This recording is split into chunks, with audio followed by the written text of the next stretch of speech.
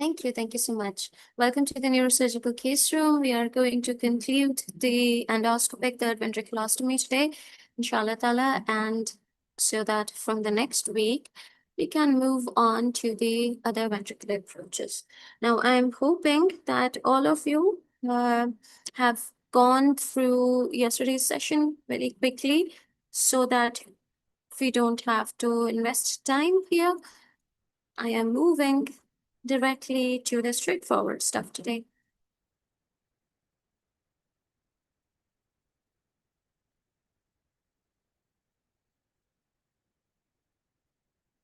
So we have discussed the anatomy and even the procedure in thorough detail.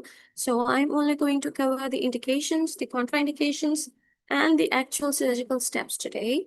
And for anybody who is listening to us for the first time on the YouTube Live or anywhere else, please go see the first session so that you can have a background orientation of this. So indications are fairly straightforward. We know that for ETV, the patient needs to be of symptomatic obstructive hydrocephalus. What is the most common cause? The most common cause is going to be obviously the congenital aqueductal stenosis. Apart from that, if there is any lesion around stexal plate tumors, spinal cysts, posterior fossa masses, etc., anything going around the posterior fossa or the textal plate, which is blocking it at the level of aqueduct, that can be a very good candidate for ETV. Apart from that, this is controversial, and different people, different surgeons have different opinions over it. Shunt malfunction patients can be given a trial of ETV. Usually, in my personal experience, I have not seen really good results with ETV done in patients with shunt malfunction, because usually there's a lot of underlying inflammation and a lot of arachnoidal scarring. So it ends up with ETV failure as well.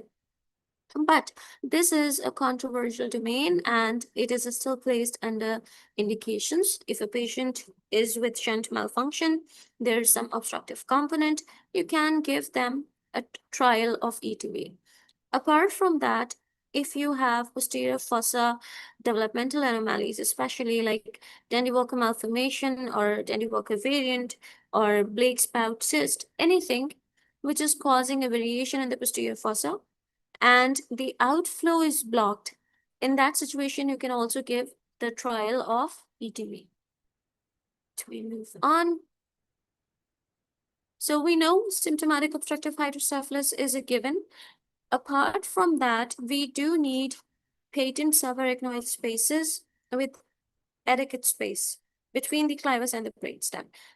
Do you remember, if you have used this in your own practice, we need a certain type of MRI to see something before we do ETV. What is that? Can somebody comment?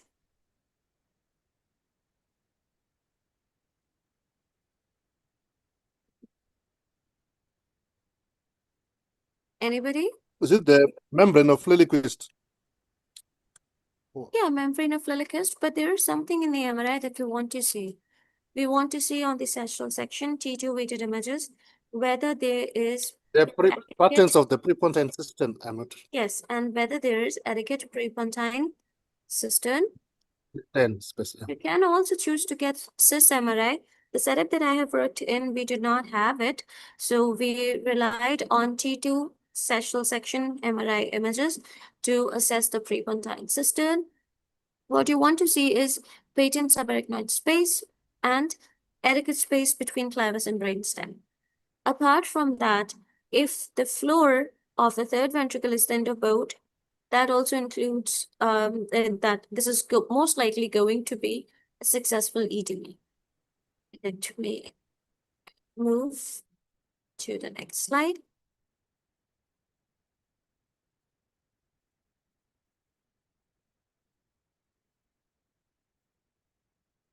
So there are some contraindications. Some of them are absolute. Some of them are still up for debate.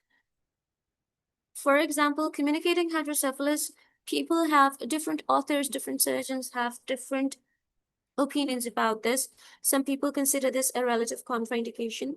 Other people do consider it as a candidate if there are other good features.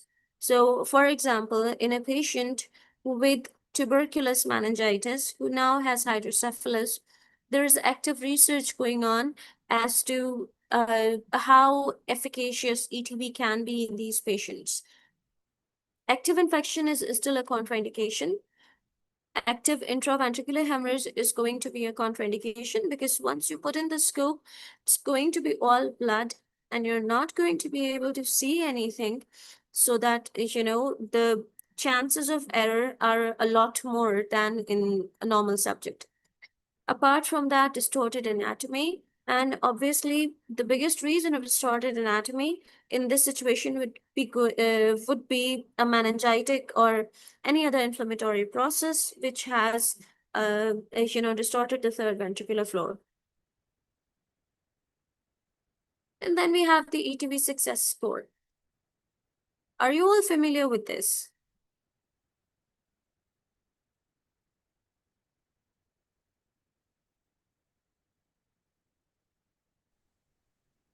Yeah, yes, ma'am. From our side, we use it. Oh. Yes. So we have a total of, this is a percentage-based score, right? We are going to calculate scores of different variables. Age is a variable, etiology is a variable, and previous shunt is obviously a variable. If the age is less than 1 month, the score is 0. If the age is between 1 month to 6 months, the score is 10. But if the age is 6 months to 1 year, the score jumps to 30.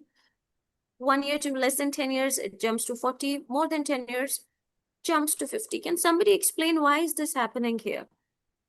Why age has such a significant impact on the success of ETV?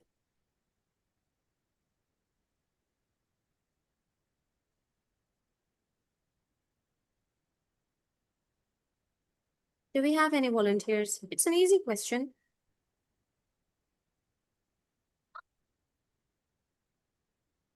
No? You know that, yeah. Maybe I'll just make a wild guess. I think it's about to do with the developmental anatomy of the third ventricle and the aqueduct. That, I mean, um by more than 1 year of age, you're unlikely to have abnormal anatomy from this child. Yeah, but I'm not too sure. Okay, partly right. We are so heavily reliant on age because it is going to indicate how developed the subarachnoidal spaces are. We know that the infants under 1 year, they do not have good enough well-developed subarachnoid spaces. Our goal is to create this external pathway. We are going to bypass all the aqueduct and the fourth ventricle, the normal pathway. We are bypassing it. We are going via the third ventricle. So we want the outlet to it well developed. And what is the outlet to it? The outlet to it is subarachnoid spaces. So if they are not well developed, this is going to impact significantly on the success of ETV. In patients who are under 1 year, ETV is going to behave very differently than in patients with over 1 year, or especially more than 2 years. ¿Ocupado? ¿Qué pasó? Do you Nicolás. want to do something, or is this a mistake? Alonso. Sorry? Okay, I think this was a mistake. Please keep yourself muted. It's very disruptive. Let me see. So, subarachnoid space is going to be our deciding factor, and that is directly linked to the age. Then we come to the etiology. As I mentioned, if a patient has a previous infectious etiology, you can give a trial. There are surgeons who would not, absolutely not. There would be surgeons who would be okay in giving a trial. given that they have counseled the patient really well. Post-infectious, in our region, tuberculous meningitis is endemic. So once this comes into the picture, the score drops to 0.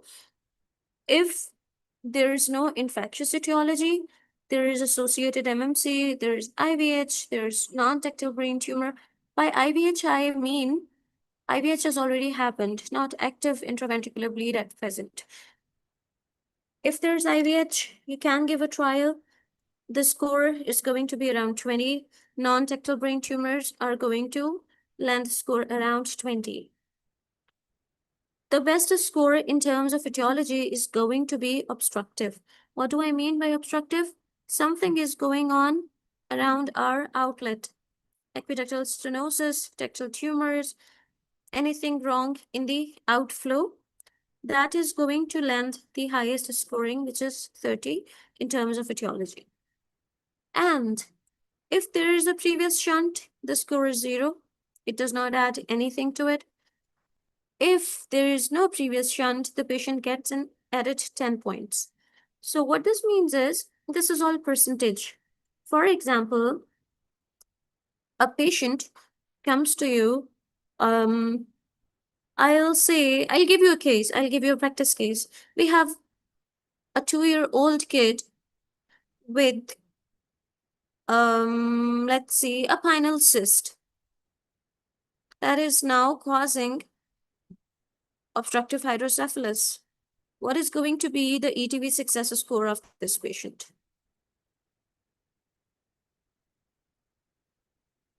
Anybody? Do we have any volunteers?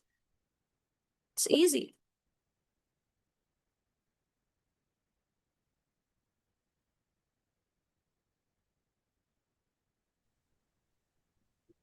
No volunteers? Well, You're just putting in the chat box. no, I think that would be 40. Okay, for the age, that would be a score of 40. And then for etiology, that's more obstructive, which I think I would give a 30.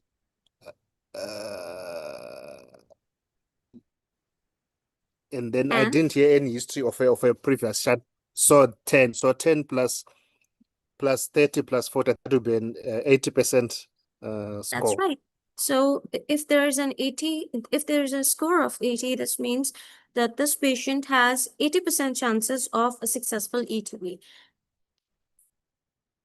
That was good. Okay, we have some answers in the chat box as well. And anybody who wrote 80, yes, you're right. Are we all clear on this? This is easy, right? We need to move. Then we have surgical steps cheat sheet. I did not think we needed this because we discussed very thoroughly yesterday, but nonetheless, let's go over it. How do we position? Patient is NLGA and in supine position. We elevate the head very slightly just to reduce the venous pressure. There are surgeons' preferences. There are people who want the head tilted. I have always preferred them straight. It keeps everything aligned. It's easier to mark the cockers and, to mark your trajectory. If you prep and you drape, and then you proceed. The landmark is going to be Cocker's point. I don't think we need to go over it in detail. Just 1 to 2 centimeters. In fact, 1 centimeter lateral to the midline. And let me draw. This is coronal suture. This is midline. So we can go 2 centimeters lateral to midline and 1 centimeter anterior to coronal suture, somewhere around here. We mark the Cocker's point, and then we are going to create an incision. It can be a linear incision, and it can be a curvilinear incision as well. So what is the benefit of curvilinear incision here? Or you would still do the linear incision?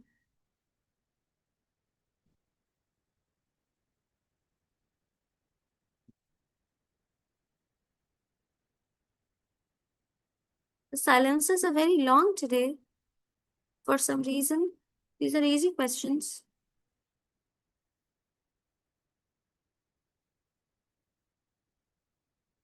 Okay, I'll let you know. There are different researches, and this also has been clinical experience of my own. If you use a linear incision like this, where you have made a burr and you have breached the ventricle, there are higher chances of CSF leak.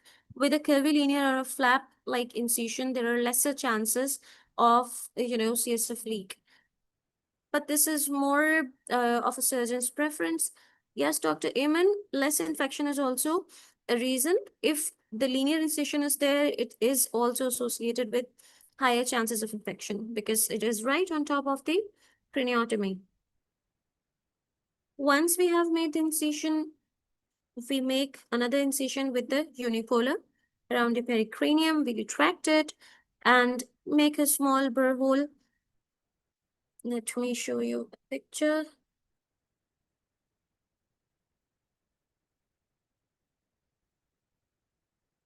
Okay, so this is our picture. They have marked both the linear incision and the curvilinear incision. Once you do this, you have the option to make a burr right underneath it. Once you have made the burr, the dura mater can be coagulated very gently on a low current, and then you open it in a cruciate fashion. Once you do that, then you're going to introduce a blunt ventricular catheter. What is the trajectory going to be? The trajectory is more or less similar to EVD. We keep the direction towards the ipsilateral medial canthus because we want to aim the ipsilateral frontal horn of the lateral ventricle. Am I clear?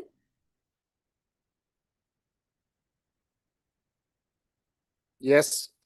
Okay, so the direction is going to be ipsilateral medial canthus. We advance the ventricular catheter and there will be this pop. We all know that pop once the wall of the ventricle is breached and there is this flow of the CSF.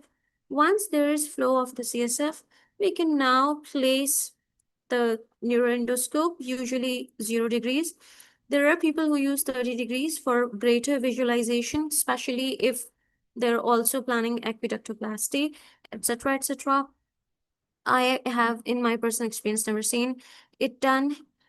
We use 0 degrees, and once we advance it, and with a good light source, irrigation channels, we advance and navigate the lateral ventricle, identifying all the marks that we discussed yesterday: the choroid plexus, the thalamus right vein, the septal vein, and the foramen of Monro.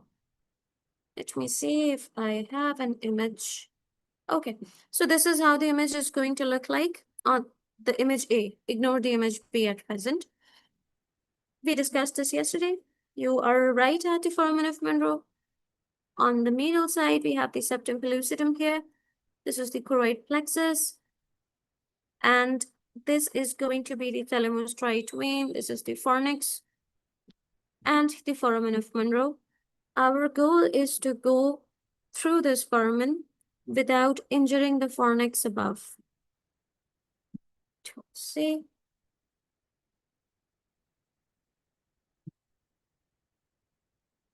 Once we have entered the third ventricle, now our goal is to identify the floor of the third ventricle. We want to see the optic chiasm, the infundibular recess, and mammillary bodies. And we know our target is in the midline, the tuberosonarium, which is the thin transparent region between the mammillary bodies and infundibular recess. Let's look at this picture again. I am sure you all remember this from yesterday. This is the infundibular recess here, a small pocket of third ventricle. Here you can see the mammillary bodies and the basilar artery, and it's most likely its terminal branches, the PCAs. This area, this thin translucent area, is the tuberosonarium, where our goal is to make a puncture. Let's go back. Once we have identified this, and we did discuss this yesterday, I am going to repeat this. Try to stay in the midline. We want to avoid any lateralization because on each lateral side we have the hypothalami Apart from the hypothalamus, we also have the third nerve going on. We don't want to cause any injury to the patient. For the stoma creation, there are surgeon preferences. You can use microforceps. You can use small bipolar cautery as long as the current is very low.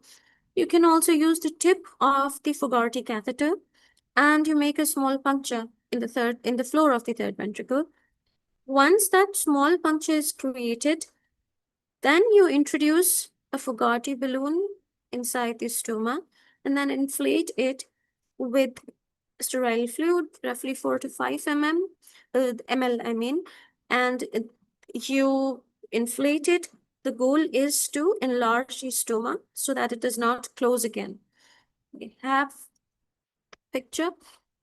So they are penetrating the tip of the Fogarty catheter, and you can see a fenestration has been made right in the midline between two mammillary bodies and in the region of tuber cinereum.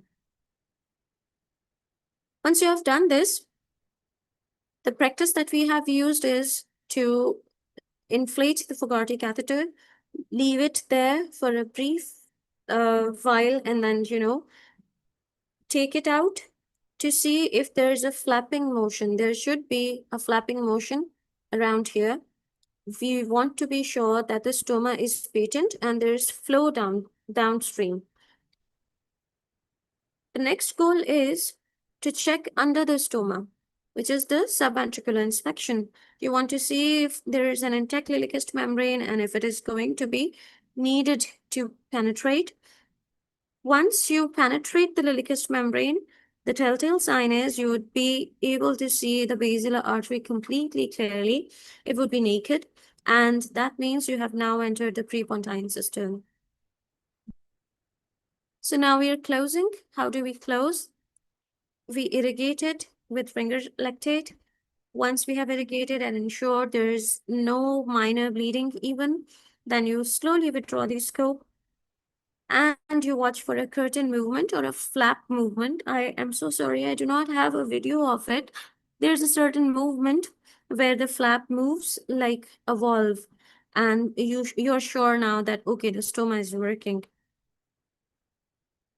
Then you remove the sheath and you pack the bone hole.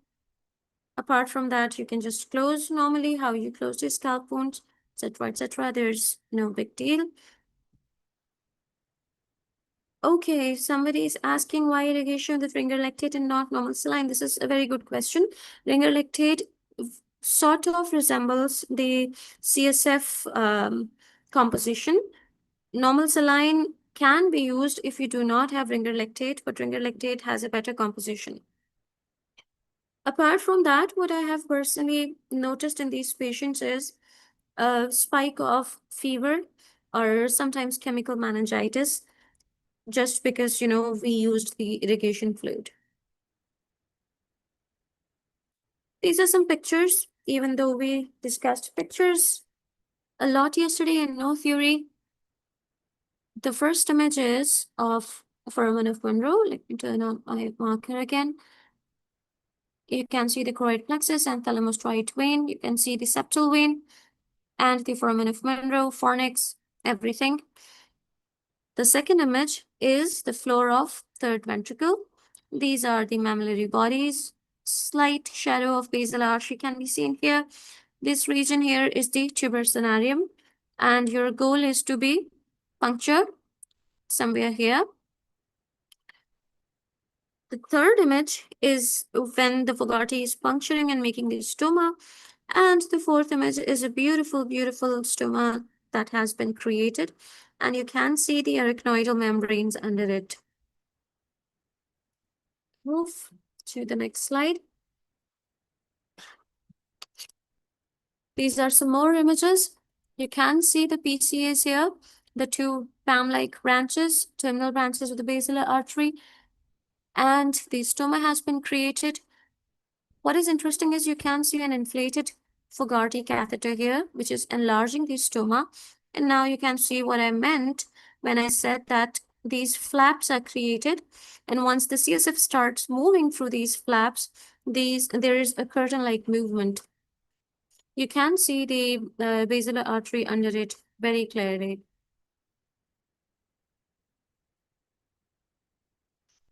The first image is of the stoma creation. The second image shows the stoma that has been created, but you still cannot see basila very clearly, which means that the membrane of Lillichust will need to be penetrated.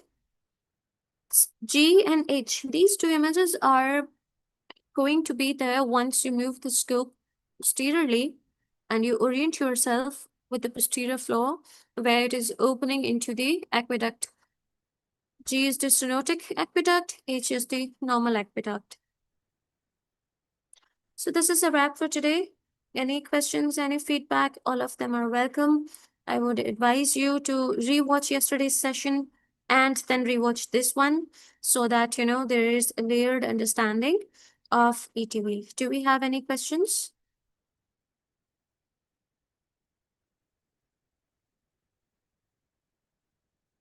No questions today?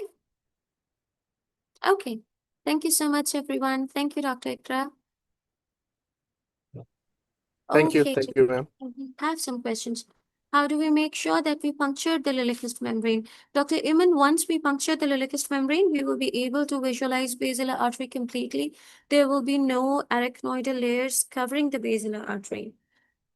And yes, I am going to leave the PDF on the group, inshallah. Thank you. Thank you so much. Thank you, everyone. This is a wrap.